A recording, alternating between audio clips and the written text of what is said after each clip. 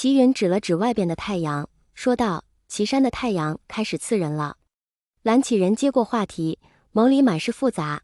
岐山温氏霸道多年，行事毫无章法，只顾私利。温氏所谋甚大。魏长则想了想书中的时间节点，此时应该是岐山清谈会，阿英碰到温宁，距离弑杀屠戮玄武上还有1年，那里也是阿英和怨气接触的起点，这个点必须破了。魏长则遂说道：“启仁兄，于兰家、温家是一家独大，只手撑天，可于普通人未必如此。”魏长则纵观阿英的一生，有阿英的性格使然，更有这个世道的人心叵测。5大家族都有自己的致命问题，兰家虽为君子世家，可却古板不知变通。齐云接下魏长则的话题，联想自己来这边的所见所闻，说道：“修仙界点的出名字的家族，对于普通人家来说，都是一丘之貉罢了。”蓝启仁闻言，紧紧皱眉，以君子立身的蓝家与温家如何沦为一丘之貉？若是魏长则知道蓝启仁所想，怕不要无语死了。温家虽美名在外，其他家族也不甘落后，都一样。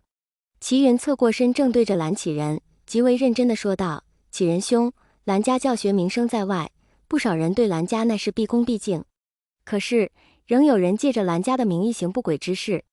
我在湘云一个地名一带就见过，姑苏外门弟子穿着姑苏蓝氏的服饰，骗人钱财，辱人妻女，做的都是那最肮脏的事。那人家求当地其他驻守家族，一句蓝家都是君子，不可能做这种事，便将人推之门外，他们无处可去。若非我途径路过，蓝家怕是要多了几桩念。蓝家的约束力也只在姑苏。”蓝启仁重重地拍了拍桌子，似乎从未想到过有如此事情，气着说道：“罔顾人伦，败坏家风，蓝家竟出了这种人。”齐云叹了口气，接着说道：“若是单单就这个，杀了也就了。”蓝启仁不敢置信地看着齐云，其话语中的意思已经不用边上的人多说了。魏长则淡笑而不语，看过书籍的他对整个修仙界的修士品性已经了解的不能再了解了。或许有那么几个家族是被利用，可谁不是冲着那利去的？一滴墨滴入清水，这水或许仍是清澈见底，可一盆墨倒入清水，再清的水都要变浑浊。修仙界大抵也是这个情况了。蓝家的规矩若是能深入骨髓，那自然是极好的，但若浮于表面，不得其精髓，那便……齐云说着就摇了摇头，有些话还是不要说的太直白的好。齐家地处偏远，除了年少时出来修行，更多是在家潜心修炼。齐家的长辈希望他不出事，问长辈缘由，均避而不谈。齐云本就喜修炼，也就随了他们的意。若非魏长则相邀，才得以见得以往的好友行的是何种事，其族中子弟又是如何仗势欺人。魏婴在一旁默默地听着，这他第一次听别人讨论修仙界的问题，也注意到了平常不会去细究的点。如果连蓝家都有仗势欺人之辈，其他家族情况只会比这更糟糕。不过还是有蓝老前辈还有齐叔、阿爹这样的人在，应该没有问题的吧。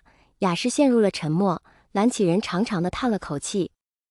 一直以来都认为温家才是那无法无天的人，没想到这种问题蓝家也不能免俗。蓝家有些规矩的改一改了。蓝启仁思绪间看到一旁正襟危坐的魏婴，心中不禁感慨万千。魏婴看到蓝启仁投来的慈爱目光，吓得一哆嗦，呆毛直直地立了起来。魏婴偷偷瞄了一眼自家阿爹，似感应到魏婴的目光，魏长则柔和了眉角，朝着魏婴笑了笑：“启仁兄，我替阿英请几日假。”魏长则朝着蓝启仁说道。蓝启仁从中抽出思绪，下意识地揪住了几缕胡子，点了点头说道：“自然是可以的。现在学子们都已经进入假期，魏婴的家规可假期结束回来后抄写。”魏长则眼角跳了跳，阿英抄的怕是比蓝家人还要多了，系统还不允许自己提出减家规。齐云看着一脸不好意思略带羞涩的魏婴，还满脸无奈的长泽，好奇地摸了摸下巴。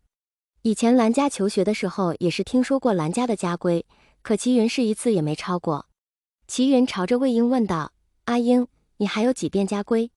魏婴嘴唇动了动，眼神飘忽不定，愣是没敢几位长辈面前说出来。